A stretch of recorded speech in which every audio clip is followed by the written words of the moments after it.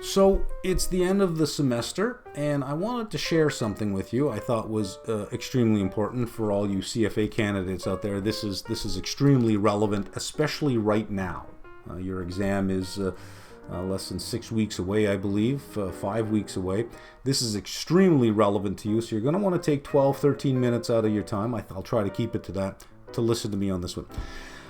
Here are the grade distributions that I've achieved over 4 semesters for a particular course. And it's broken down by A, B, C, D, and then F. There were 299 students that completed the course. That's the only way they get a grade. More started, but they get to drop, so I don't see that, right?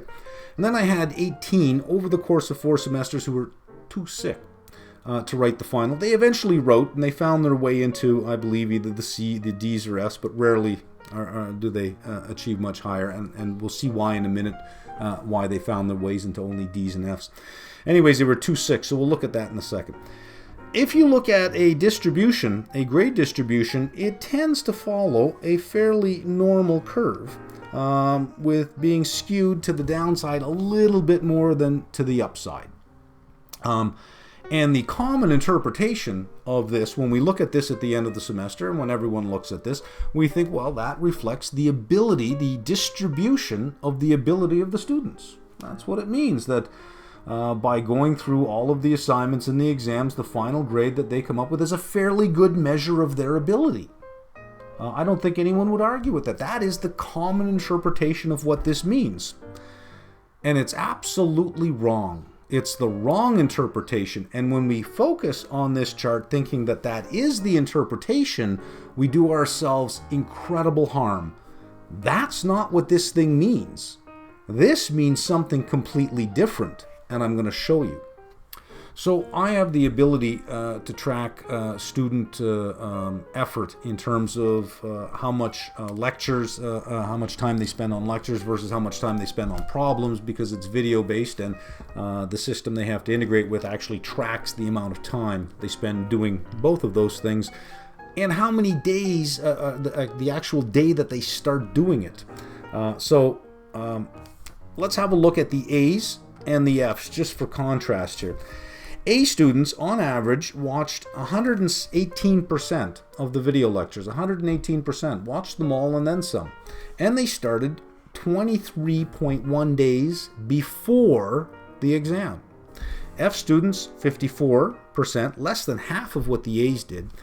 And they only started 5.58 days ahead of the exam. Didn't leave themselves a lot of time. The next column is the more important column. That's interesting on itself, and I think if you tell anyone that, they would say, well, that kind of makes sense. The next one is even more powerful. A students, 99.5% of the problems started 9.7 days ahead of the exam. F students, only 57% of the problems, and they left themselves to only 1.65 days ahead of the exam. So that's like saying it's noon. I have an exam tomorrow night at 7. Better get started. It's simply just not enough time. Now the category sick, I put that in there because I think it's funny and I think we should look at it. Every semester there are students who are just too sick to write the final. And I've heard all the excuses. The more common excuse that seems to be popping up is to avoid the idea of being sick. And instead, and it's amazing how often this one happens. Or a student, their car breaks down, out of town, they can't get to email, and their cell phone battery died pretty much at the same time. It's amazing how often that happens. I'm surprised that many students drive Chryslers and have Blackberries. A little shot out there to Chrysler and BlackBerry, right? I can say that because I've owned a Chrysler and I've owned a BlackBerry, or a crapberry as I call it. Anyways,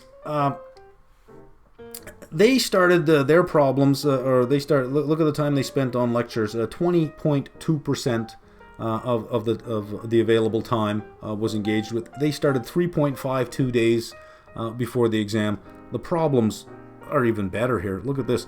12.89% of the problems done, they started 0.16 days. 0.16, not even 1 day, 0.16 days on average. All 18 on average, 0.16. That's 4 hours. So they started studying 0.16. Now, if you're really sick and you're too sick to write the final, on average, I should not see these things being started 0.16 days ahead. So I know they're lying. I know that's a lie, because if you're too sick to write it, you would not have started. You would not have started studying for it. After a couple hours, after 4 hours, they say, "Oh well, I'm never going to make it." Then they realize, "Wait a minute, I'm sick. That's it." Or no, that's not good enough. My car's out. I'm out of town. No, my car's broken down out of town. But I can still call. My cell phone battery died. Well, I could have sent an email. I'm nowhere near email. That's it. That's my favorite one, because they shut down every possible reason they could have had for at least contacting, right? Anyways, look at this, what's going on here in this. And I'm going to show you now in graphical form, because that makes a really powerful argument. Okay, so here are the two graphs I want to look at. I've got days on the vertical, and I've got percentage on the horizontal. The first one is video lectures. The bottom one is problems. So when we look at video lectures, up here we have our A, and down here we have our F. If we were going to draw a function through it, it is a very curvilinear function, and this measures the distance between grades. And I'm going to just we'll point out two things here. F, D, C, and B are fairly close together, moving from an F to a D to a C to a B. Doesn't look like it's a big movement, but look at the difference between B to A. There's a big difference there. Even down here, the difference between a B and A is quite large. I'm going to say something about that, because that's where expertise lies, and we'll get back to that. But right now, let's just look at the distance between a D and a C, and ask ourselves, what would it have taken to move from a D to a C? And we think that distribution had something to do with ability, right? If it had something to do with ability, then we would not see these type of relationships. A relationship with time and outcomes. We wouldn't see that. We'd see that everybody spent the same amount of time, but they all got different outcomes. That's not what we're seeing. Everyone spent a different amount of time, and that time correlates very strongly with outcome. We're getting somewhere, aren't we? Look at the distance between a D and a C in terms of lecture videos. 72% to 88%. In other words, another 16%. And in the amount of days, instead of starting 8.9 days before the exam, you start 12.49. Or in other words, 3.6 days earlier. You simply start 3.6 days earlier. You watch an extra 16%.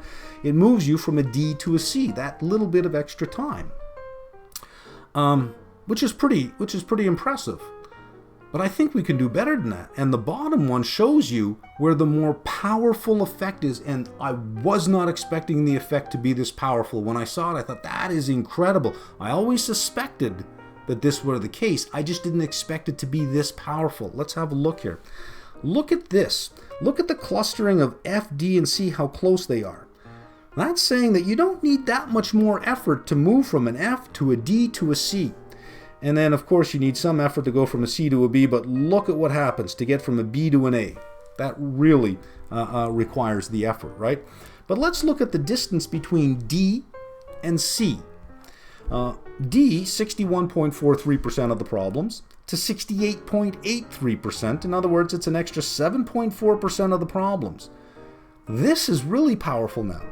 1.69 days to 1.78. In other words, if you start 0.09 days earlier, that's 2 hours. In other words, if you're on track to get a D and you just start studying 2 hours earlier, and you spend those 2 hours on problems, you can move from a D to a C. The distance is very small.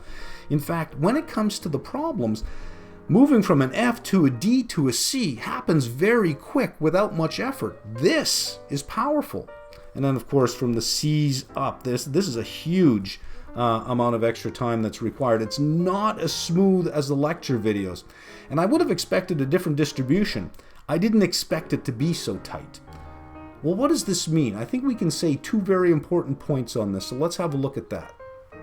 Now, earlier, I said the common interpretation of that grade distribution was that it represented a distribution of abilities.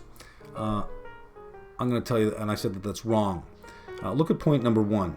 It doesn't represent a distribution of ability. It represents a distribution of time. How much time was put in. Remember now, if time had nothing to do with this, and this were really just, the grade was really just about ability, there should be very little correlation between the amount of time spent and the grade achieved. But that's not the case. The correlation between the time spent and the grade is so strong that you cannot ignore it. It is the argument. Number one, it's about putting in the time. That's it. Learning is the same today as it's been for 5,000 years. Putting in the time. That's all. If you don't put in the time, you don't learn. Simple. Point number two. This is the most powerful point I think I can make. Time spent on learning how. That's doing problems. When we do problems, we're learning how. When we watch lecture videos, we're learning what. Learning what is important. Learning how is bigger. Time spent on learning how has a greater effect on performance than time spent learning what. Look how quickly, look back to the chart, look how quickly we can move from an F to a D to a C in the doing part, the doing problems. But look at the distance between F, D, and C here in the watching part. This is just watching lecture videos. This is actually solving the problems. That's where learning happens, right there. And it happens fast. You can move up very quickly when you get your hands dirty. So let's have a look at this distribution again. And remember, this were the grade distributions A, B, C, D, and F. And we said the common interpretation, and you know what, everyone has this interpretation, is that it represents a distribution of ability. But it doesn't. Here's what it represents. If this is the average time spent learning, that you take a person at random, and people at random, and you measure how much time they spend learning a new concept, this would be a distribution of time. And there it is right there. There's the distribution of time. Here, somebody spent more time. Here, someone spent less time. I don't know what their ability is. I don't know what their level of intelligence is or their level of capability. I have no idea. But if you conceive of performance as a distribution of the time spent and not the ability needed to get there, suddenly you can do anything. You can do anything you want as long as you're willing to put in the time. If you're not willing to put in the time, you'll never be good at anything. Think about a time where you completely underperformed, where there was an assessment and it just didn't go well. And ask yourself, was it because you lacked the ability to do it? Or is it because you didn't put in the time required to develop the ability to do it? I'm absolutely certain that all of you out there are saying, oh, I remember I failed that, but I knew I would. I didn't put in the time. I was unprepared. I could have done it. I just was unprepared. You can do it. You just have to be willing to put in the time.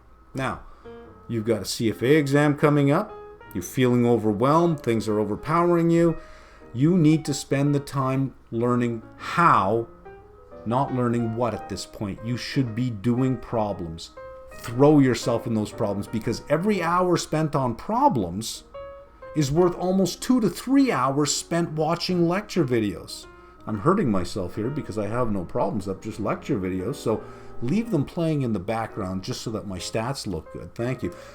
But you should be hitting the problems. You should be spending more time on the problems. If you're late to the process, don't worry.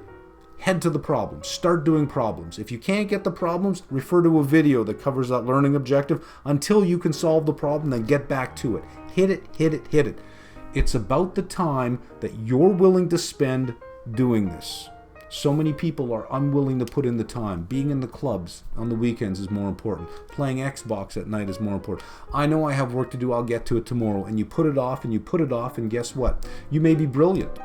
You may be capable of great things. But unless you're willing to put in the time to back it up, you will never be great. You will never show great things. And you will always be just that person back there. Look at the distance from the B to the A. If you're willing to make that sacrifice of time, it's uncrowded up there. Why? Because many people are unwilling to put in the time. Many people are unwilling to do it. It's uncrowded up there. So I will end on this note. I'm going to give you now the secret of success. It's about time. That's all it is. Ask look at any successful person, read anybody's biography, and one thing you're going to notice, one constant theme you're going to notice across all of them is the amount of time they put into their effort.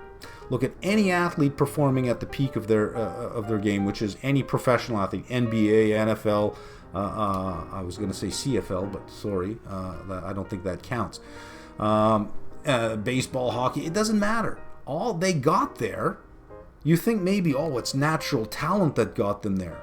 Pull them aside and say, you're only here because you had natural talent. I think you'll get a slap upside the head. You can't see the sheer amount of time they put into this. The absolute hours they dedicated to this. Read Michael Jordan's biography if you want to see an example of somebody who put in more time than anybody else. More time, willing to put in more time than anyone else. It's about time. Low ability does not necessarily mean and does not necessarily lead to low achievement. And high ability is no guarantee of high achievement either. But here is something we can draw. Here are two relationships we can draw. Low ability can become high ability if you're willing to put in the time. Low achievement becomes high achievement if you're willing to put in the time. In fact, we can write and sum up this whole thing in one formula with there's only one variable. Achievement is a function of time. That's all. It's about time. That was wonderful. Bravo! I loved that. Oh, it was great. Well, it was pretty good. Well, it wasn't bad. Well, there were parts of it that weren't very good, It though. could have been a lot better. I didn't really like it. It was pretty terrible. It was bad. It was awful. It was terrible. Get him away! Hey, boo! Boo!